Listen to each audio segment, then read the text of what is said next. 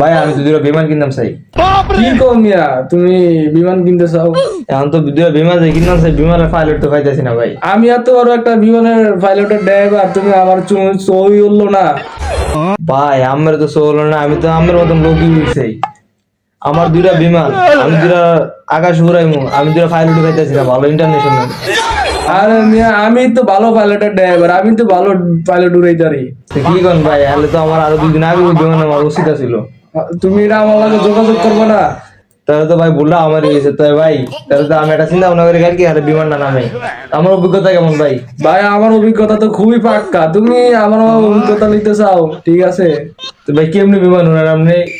আমি তো মিয়া বিমান উড়ে মিয়া 2-3 লাখ টাকা উড়ে লাইছি। কি করেন মিয়া?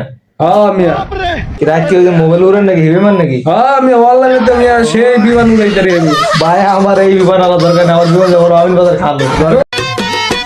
আমি দুঃখে মইরা যাই।